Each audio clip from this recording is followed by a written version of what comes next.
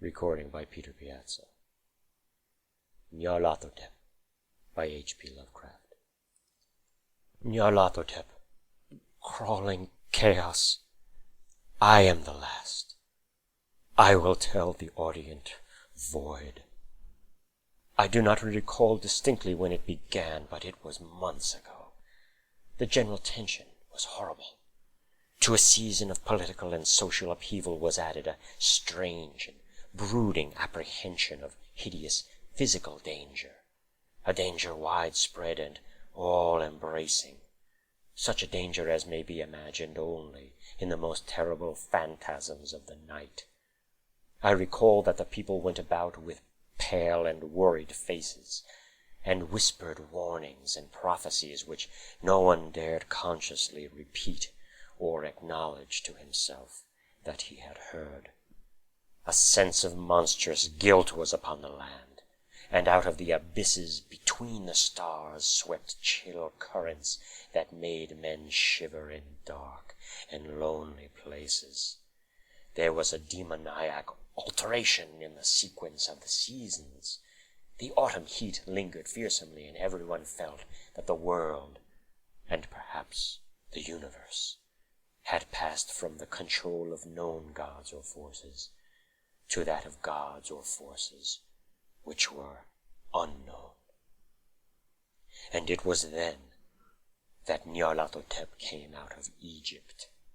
Who he was, none could tell, but he was of the old native blood and looked like a pharaoh. The fellahin knelt when they saw him, yet could not say why. He said he had risen up out of the blackness of 27 centuries, and that he had heard messages from places not on this planet. Into the lands of civilization came Nyarlathotep, swarthy, slender, and sinister, always buying strange instruments of glass and metal, and combining them into instruments yet stranger. He spoke much of the sciences, of electricity and psychology, and gave exhibitions of power, which sent his spectators away speechless, yet which swelled his fame to exceeding magnitude. Men advised one another to see Nyarlathotep, and shuddered, and where Nyarlathotep went, rest vanished, for the small hours were rent with the screams of nightmare. Never before had the screams of nightmare been such a public problem. Now the wise men almost wished they could forbid sleep in the small hours, that the shrieks of cities might less horribly disturb the pale, pitying moon as it glimmered on green waters, gliding under bridges, and old steeples crumbling against the sickly sky. I remember when Nyarlathotep came to my city, the great Vihol, the terrible city of unnumbered crimes. My friend had told me of him and of the impelling fascination and allurement of his revelations, and I burned with eagerness to explore his uttermost mysteries. My friend said they were horrible and impressive beyond my most fevered imaginings, and what was thrown on the screen in a darkened room prophesied things none but Nyarlathotep dared prophesy. And in the sputter of his sparks there was taken from men that which had never been taken before, yet which shewed only in the eyes. And I heard it hinted abroad that those who knew Nyarlathotep looked on sights which others saw not.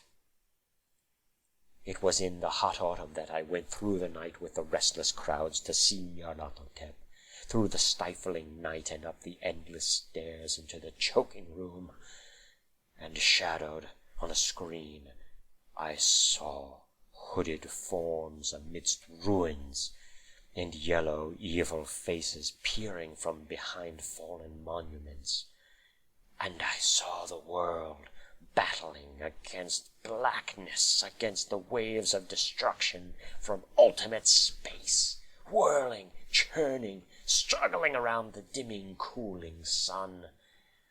Then the sparks played amazingly around the heads of the spectators, and hair stood up on end, while shadows more grotesque than I can tell came out and squatted on the heads, and when I, who was colder and more scientific than the rest, mumbled a trembling protest about imposture and static electricity, Nyarlathotep drove us all out, down the dizzy stairs into the damp, hot, deserted midnight streets. I screamed aloud that I was not afraid, that I never could be afraid, and others screamed with me for solace.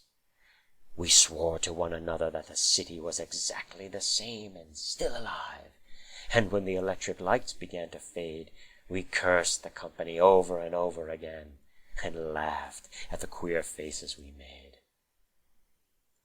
I believe we felt something coming down from the greenish moon, for when we began to depend on its light, we drifted into curious, involuntary marching formations, and seemed to know our destinations, though we dared not think of them. Once we looked at the pavement, and found the blocks loose and displaced by grass, with scarce a line of rusted metal to shew where the tramways had run. And again we saw a tram-car, lone, windowless, dilapidated, and almost on its side.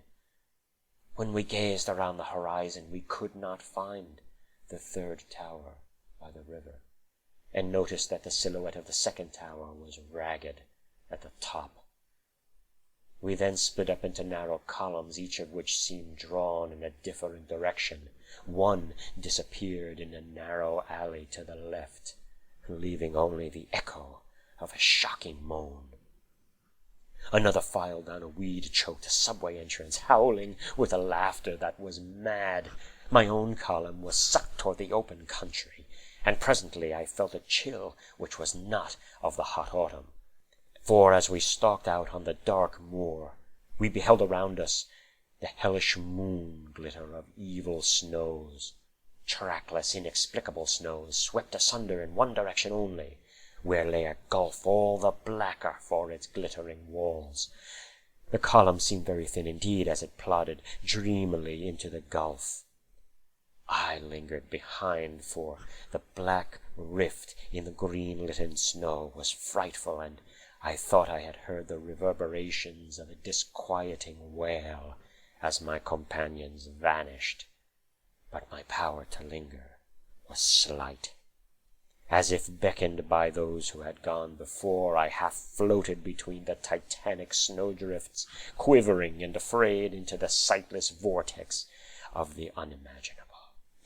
Screamingly sentient, dumbly delirious, only the gods that were can tell. A sickened, sensitive shadow writhing in hands that are not hands, and whirled blindly past ghastly midnights of rotting creation, corpses of dead worlds with sores that were cities, charnel winds that brushed the pallid stars and made them flicker low.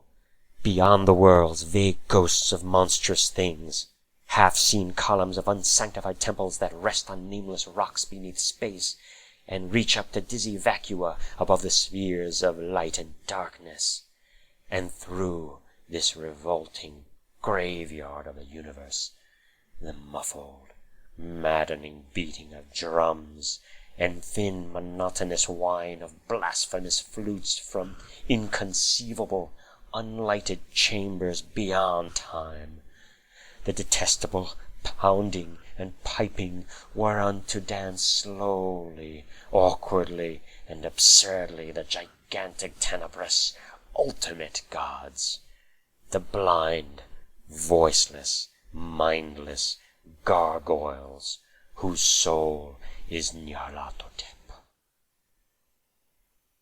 End of Nyarlathotep.